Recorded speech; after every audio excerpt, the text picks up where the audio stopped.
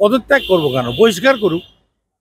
যদি আমার অন্যায় থেকে থাকে, যে ভোটটাতে আমি লড়লামই না, আমাকে লড়তেই দেওয়া হলো না, সেটা হারেরও দায় আমার না, জেতারও আনন্দ আমার না। হার জিত দুটো থেকেই আমি বিমুক্ত। আমাকে তো লড়তেই দেওয়া হয়নি, তাহলে আবার কি? আর যদি সাংসদ, আমি জানি না এরকম বলেছে কিনা, যদি আমার অপরাধ থেকে বহিষ্কার করে দেবে। না, সাংসদকার বহিষ্কার করতে পারে না, কিন্তু দল দেবে। ওরকম একটা বড় সিট, সেখানে এত হাজার ভোটে হারা, তা বলছে এই বিধায়কের তো নৈতিক দায় নিয়েই পদত্যাগ করা উচিত। বিধায়ক তো লড়েই নি, বিধায়ক তো লড়তেই দেওয়া হয়নি। দিদি নিজেই তো তাকে অফ করে দিয়েছে, আপনার এই নির্বাচনে কাজ করতে হবে না। তাহলে আবার আমার কি আছে? যে আপনাকে অফ করে দিল, মানে কি একটা ভোট হচ্ছে, সব বিধায়করা ঝাঁপিয়ে পড়ছে, সেখানে আপনি অফ, এই বিষয়টা মানে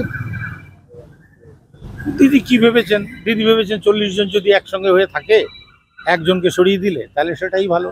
তাহলে দিদির ভাবনাটা ভুল ছিল। ভালো না, দিদির ভাবনা ঠিক ছিল। কেন তারপরে তো হারলো? হ্যাঁ, মানে ওরা তো আবার বলছে যে আমি থাকলে আরো বেশি ভোটে হারতো, কম ভোটে হেরেছে। ওরা বলছে যে আমি থাকলে আরো বেশি ভোটে হারতো।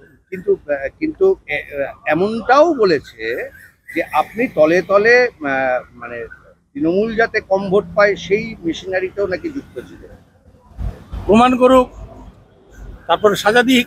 ওইসব হাওয়ায় উড়ানো কথায় কি লাভ? আমি তো বলাগড় এলাকাতেই ঢুকিনি, আমি তো বাস বেরিয়ে পড়েছিলাম। শুধু একদিন যেতে হয়েছিল বাচ্চাদের ওই স্কলারশিপের কাগজের উপর, তাহলে তো আমি এই এলাকায় যাইনি। আমাকে দিদি বলেছিল তৃণমূল ভবনে গিয়ে বসে থাকতে, গেলাম, গিয়ে দেখছি ওখানে কেউ নেই, একা।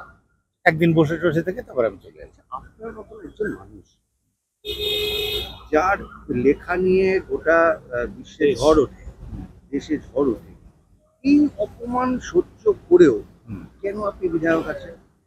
এই জন্যে আছি যে নির্বাচনে যখন লড়েছিলাম 36,000 ভোটে পিছিয়ে থাকা সিট,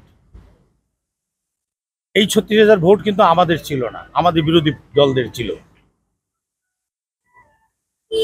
মানুষের কাছে কিছু প্রতিশ্রুতি দিয়েছিলাম যে আমি যদি জিতি এই কাজগুলো আমি করব,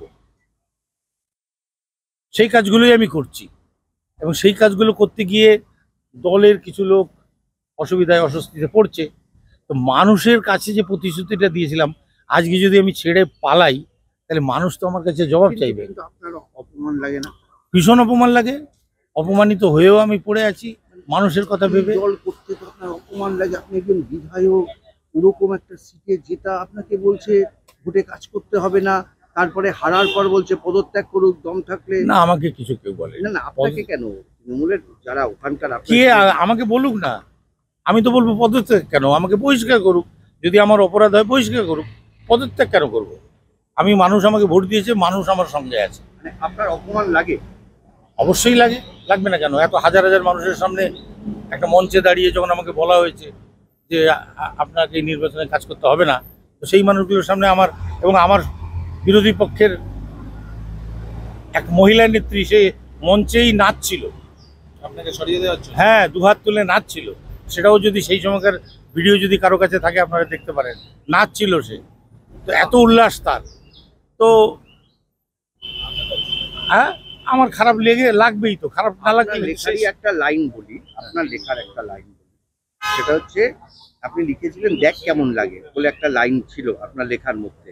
আপনার কি এই রেজাল্ট দেখার পর মনে হচ্ছে দেখ কেমন লাগে? এটা এখন আমাকে লোকে বলবে দেখ কেমন লাগে, আমাকে বলছে লোকে দেখ কেমন লাগে। মানে কেন, মানে কেন বলছে, মানে কেন আপনাকে সরিয়ে দিয়ে যে করলো তারপরে হারলো, তা আপনারই ওই লাইনটা এখন মনে হয় বলতে, মানে আপনারই লেখা লাইন। আমি না, আমাদের অঞ্চল থেকে, বলাগড় অঞ্চল থেকে আমাদের প্রার্থী হেরে গেছে, এইটা মোটেই আনন্দদায়ক কোনো সংবাদ আমার কাছে নয়।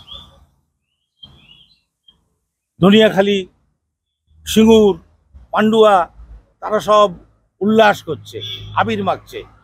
চুচুড়াও তো হেরেছে। সে হেরেছে, যাই হোক, আমি অন্য হারার আমার জায়গাটা আমি বলবো কোথায় হেরেছে দরকার নেই। সেই আবির আমি মাখতে পারলাম না, আমি উল্লাস করতে পারলাম না।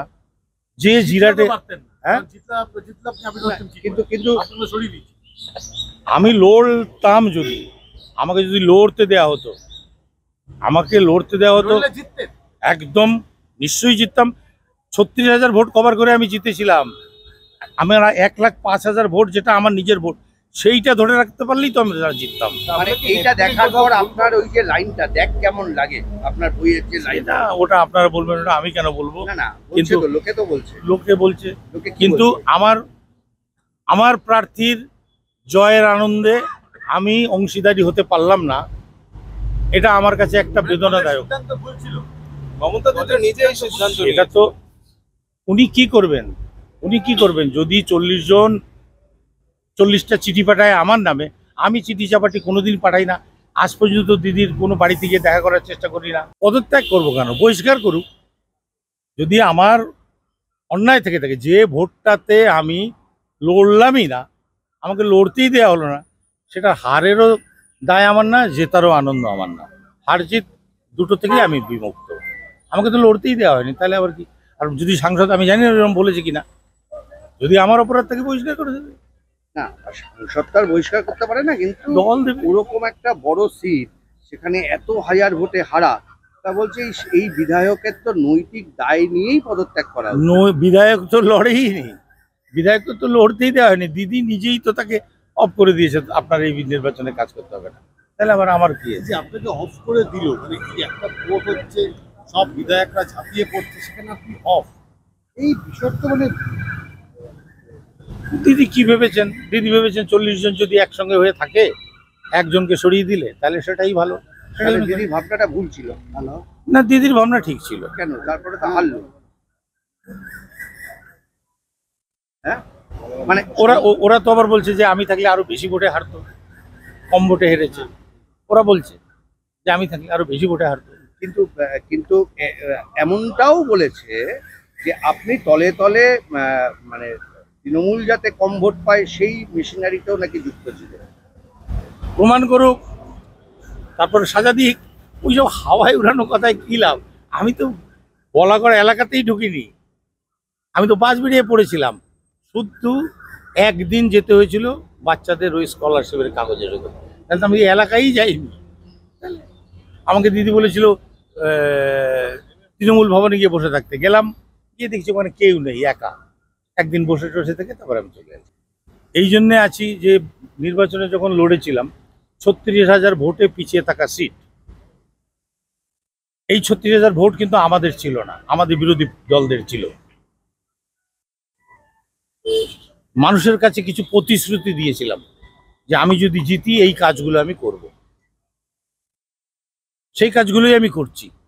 এবং সেই কাজগুলো করতে গিয়ে দলের কিছু লোক অসুবিধায় অস্বস্তিতে পড়ছে।